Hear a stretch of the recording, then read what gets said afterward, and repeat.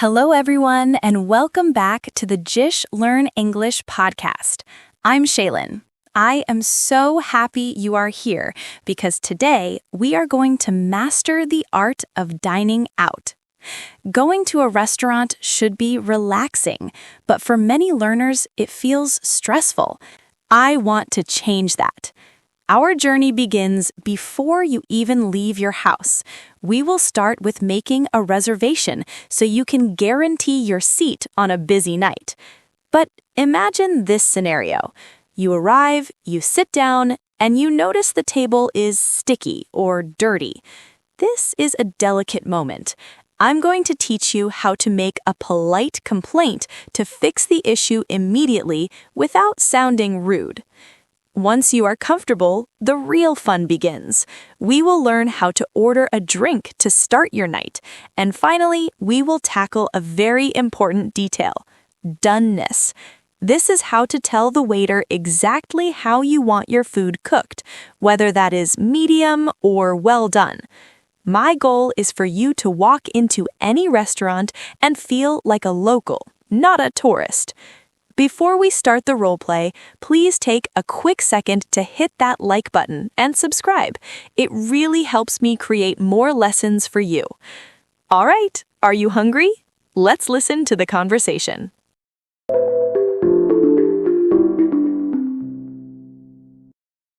Good afternoon, Blue Water Grill. How may I help you? Hi, I'd like to make a reservation for dinner this Saturday. Wonderful. What time were you thinking? We were hoping for 7 p.m. Let me just check our books. I'm sorry, but we are fully booked at 7. I have an opening at 5:30, or I could do 8:15. Oh, 5:30 is a little too early for us. Let's do 8:15. Perfect. And how many people are in your party? It's a party of 4. Great. A party of 4 at 8:15. Do you have any seating preferences? Actually, yes. Would it be possible to sit on the patio? I can make a note of that request, but we can't guarantee outdoor seating in case of bad weather. That makes sense. In that case, could we request a booth in the quiet section? We have a lot of catching up to do. Absolutely. I can prioritize a quiet booth for you inside. Can I just get your name? Sure, it's under Justin. That is Justin. Got it. We will see you this Saturday at 8:15. Thanks so much. Bye. Take care.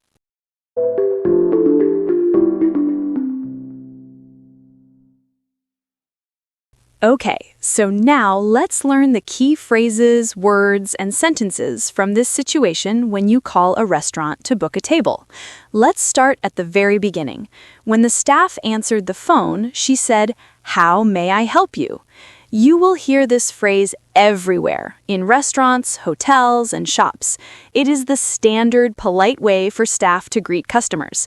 Notice she used the word may. She didn't say, "Can I help you?" She said, "May I help you?" Using may is a little more formal and shows respect. It simply means, "What can I do for you today?" Or, "What do you need?" When you hear this, don't be nervous. It is just your signal to say what you want. So, how did Justin answer? He said, "I'd like to make a reservation." By the way, reservation simply means you are asking the staff to save a specific table for you before you arrive. This is the word we use most often in the United States. But language changes depending on where you are. If you travel to the United Kingdom or Australia, people usually say booking. They might say, "I'd like to make a booking." Both words mean exactly the same thing. They tell the restaurant, "Please save a seat for me." Now, look at how the staff replied later. She said, "We are fully booked." Fully booked is a very common phrase. It means the restaurant is full. There are no empty tables left at that time. When this happened, Justin didn't panic. He simply chose a new time and said, "Let's do 8:15. Let's do is a very natural, quick way to make a decision in English. It sounds much friendlier than saying, "I choose 8:15. Next, here's a word that confuses almost every English learner. The staff asked, "How many people are in your party?" Usually, when we hear the word party, we think of a celebration with balloons, cake, and loud music. But in restaurant language, party has a very different meaning. It simply means a group of people. It doesn't mean you're celebrating a birthday. It just means you are a group. So, when Justin said, "It's a party of 4, he was simply saying, there are 4 people in my group. Here's a pro tip. In the UK or Australia, this word can sound a little too formal. There, it is much more natural to simply say, "A table for 4, please." Now, let's talk about where you sit. This is important for your comfort. Justin asked, would it be possible to sit on the patio?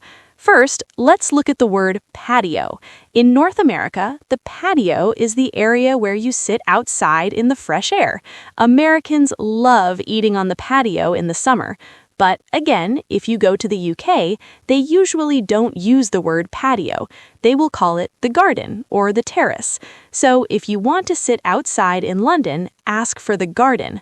But in our story, the weather was bad, so Justin asked for a booth. I want you to visualize this.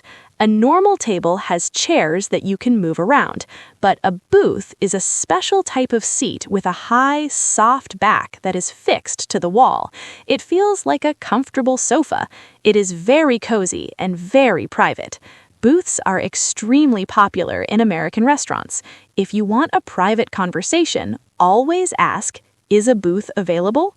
Also, did you notice how polite Justin was? He didn't say, "I want a booth." He asked, "Would it be possible?" This is a magic phrase. When you ask for a special favor, like a quiet table or a window seat, using "would it be possible" makes the staff want to help you because you sound so polite. Finally, when the staff asked for his name, Justin said, "It is under Justin." Notice the preposition under. When we make a reservation, we don't say, "My name is." We say the reservation is filed under our name. Now let's practice some important phrases from this situation. I will say them slowly. Please repeat after me. How may I help you? I'd like to make a reservation. It is a party of 4. Would it be possible to sit on the patio? Is a booth available? It's under Justin. Well done. Great job practicing these phrases.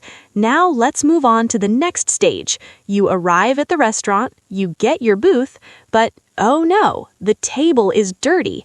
Let's listen to the next conversation to see how we handle this situation politely.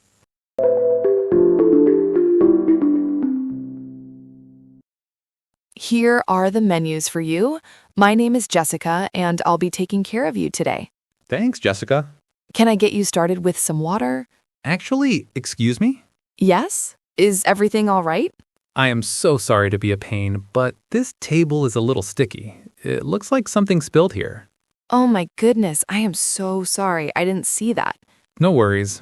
Also, there are some crumbs on this chair. Would you mind wiping it down for us before we order? Absolutely. Let me grab a fresh cloth and some spray. I'll be right back. Okay, I'm going to wipe this whole section down and get those crumbs. Is that better? That is much better. Thank you so much. Thank you for your patience.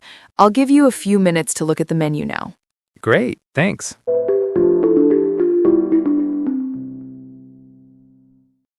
Okay, everyone, let's take a deep breath. We're going to learn how to handle a difficult situation, complaining about a dirty table. I know this can feel scary. You don't want to be rude, but you also want a clean place to eat. So, let's learn exactly how to do this step by step. First, let's learn the words to describe the mess. In the dialogue, David said, "The table is a little sticky." What does sticky mean? Imagine you are drinking a soda or some sweet juice. Oops, you knock the glass over and the liquid falls onto the table. We call this accident a spill. To spill means to accidentally let liquid fall out of a container. Now, imagine that liquid dries. If you put your hand on it, your hand feels like it is glued to the table. It pulls on your skin. That feeling is sticky. Next, David pointed out the crumbs. Crumbs are tiny little pieces of dry food, usually bread or cookies. When you eat a piece of toast, small pieces break and drop onto the plate. We say they fall off the bread. To fall off something means to drop down from something. So, those tiny pieces that fell off, those are crumbs. There is one more word for a dirty table: greasy. Imagine you just ate a slice of pizza or a burger with lots of oil. If you touch the table and your finger slides around because of the oil, we say the table is greasy. Now, let's look at the tools you eat with. If your fork or spoon is dirty, in the US, we call these utensils. But if you are in the UK, Australia, or many other parts of the world, you will hear the word cutlery. Both words mean the same thing: your fork, knife, and spoon. Okay, now that we know the words, how do we complain nicely? We use something called a softener. A softener is a gentle phrase we use before the bad news to make it sound polite. David used a very common native phrase.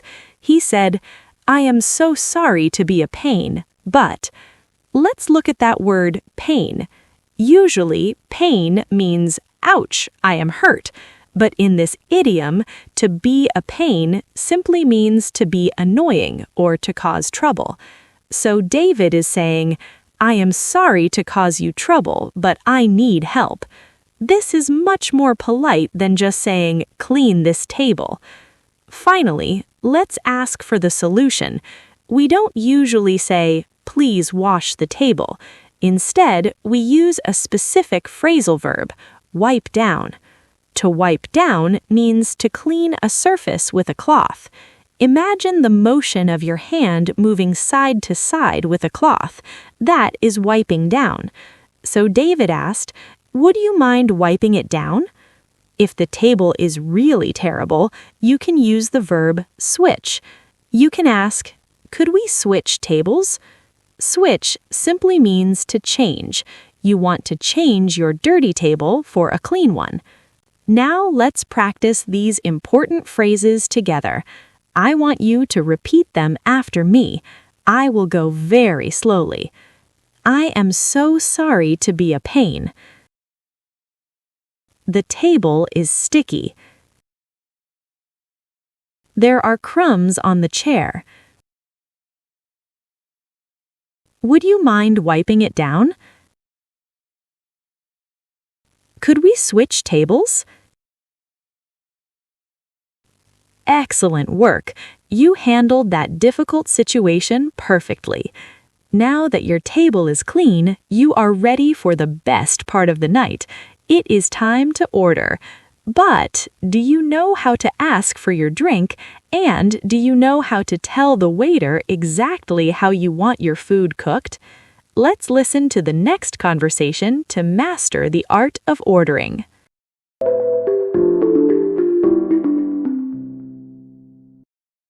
Hi again. Have you had enough time to look over the menu, or do you need a few more minutes? No, I think I've decided. Perfect. Can I start you off with something to drink while I put the order in? Actually, I'm a little thirsty. Could I just get a large glass of water, please? Certainly. Would you prefer sparkling, bottled still water, or just regular tap water? Just tap water's fine. Oh, but could I get that with no ice, please? No ice. You got it. And what are we thinking for the main course? Everything looks good, but I think I'll go with the New York strip steak. Excellent choice. That is very popular. And how would you like that prepared?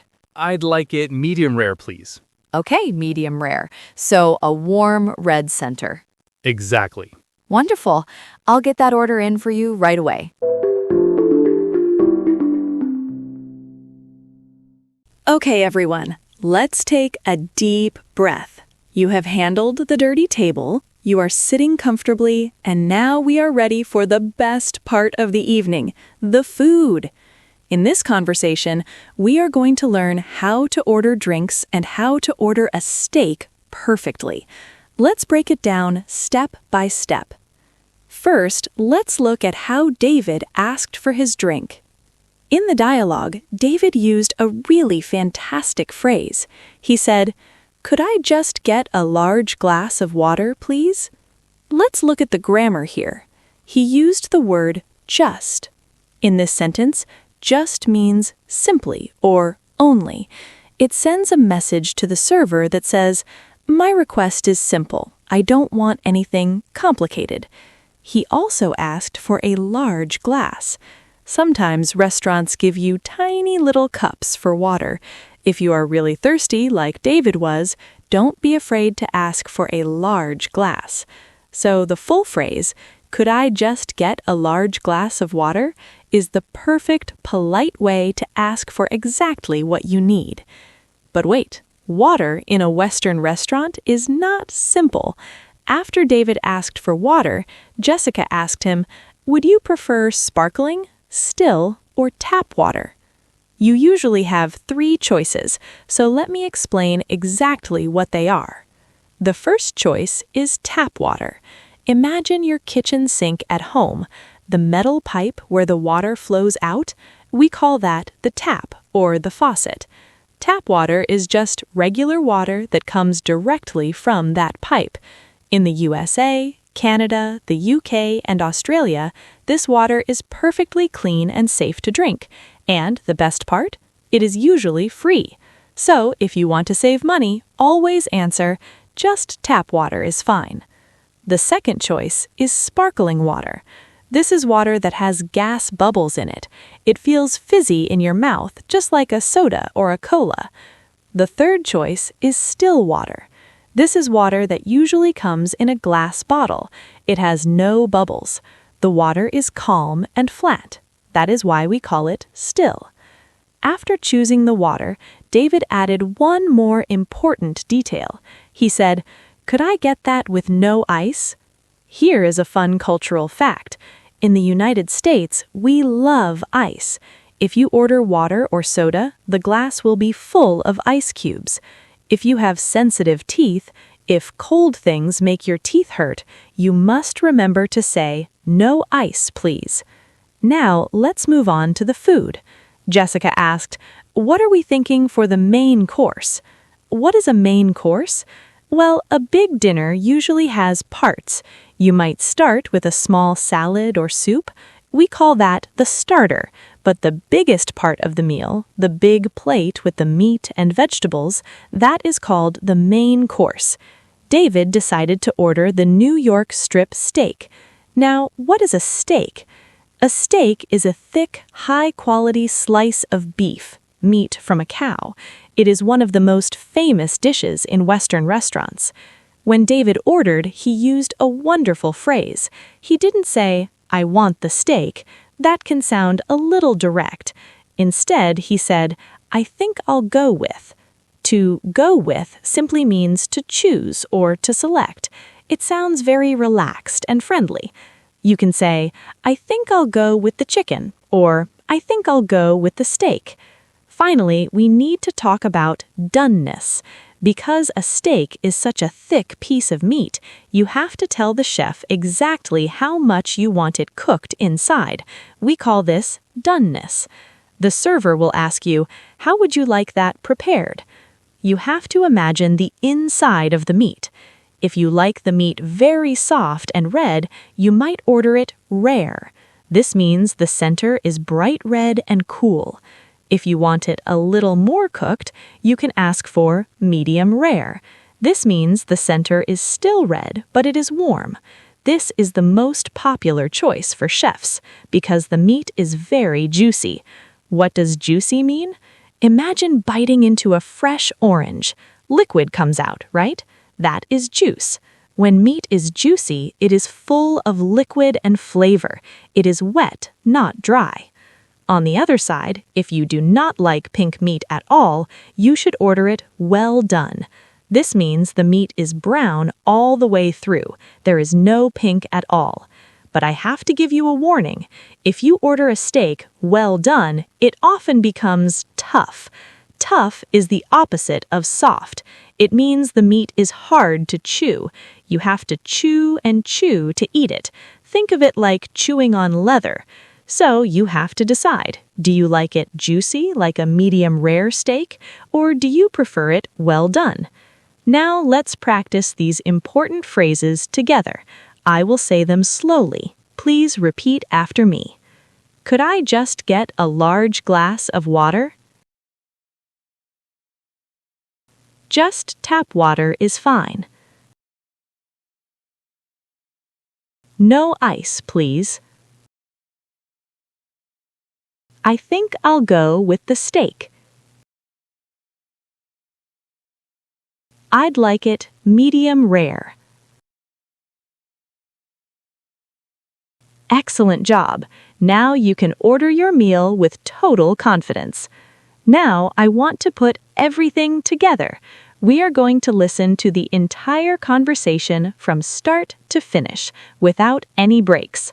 I want you to listen closely and see how much easier it is to understand now that you know the secret vocabulary. Let's watch the full story one more time.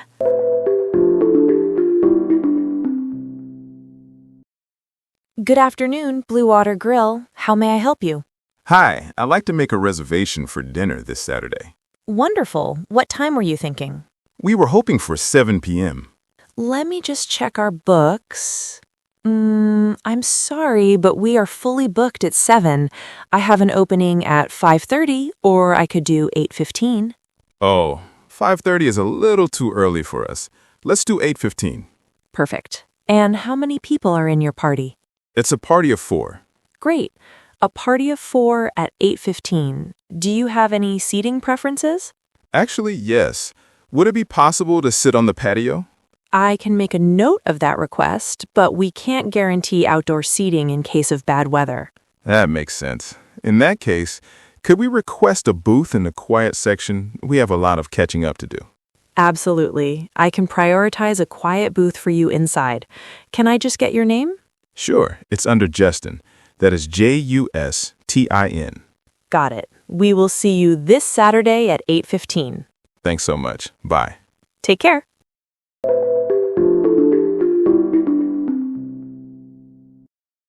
Here are the menus for you. My name is Jessica, and I'll be taking care of you today. Thanks, Jessica. Can I get you started with some water? Actually, excuse me? Yes? Is everything all right? I am so sorry to be a pain, but this table is a little sticky. It looks like something spilled here. Oh my goodness, I am so sorry. I didn't see that. No worries. Also, there's some crumbs on this chair. Would you mind wiping it down for us before we order? Absolutely. Let me grab a fresh cloth and some spray. I'll be right back. Okay, I'm going to wipe this whole section down and get those crumbs. Is that better? That is much better. Thank you so much. Thank you for your patience. I'll give you a few minutes to look at the menu now. Great, thanks.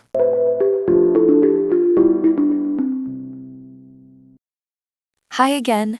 Have you had enough time to look over the menu, or do you need a few more minutes? No, I think I've decided. Perfect. Can I start you off with something to drink while I put the order in? Actually, I'm a little thirsty. Can I just get a large glass of water, please? Certainly. Would you prefer sparkling, bottled still water, or just regular tap water? Just tap water's fine. Oh, but could I get that with no ice, please? No ice. You got it. And what are we thinking for the main course? Everything looks good, but I think I'll go with the New York strip steak. Excellent choice. That is very popular. And how would you like that prepared? I'd like it medium rare, please. Okay, medium rare. So a warm red center. Exactly. Wonderful. I'll get that order in for you right away.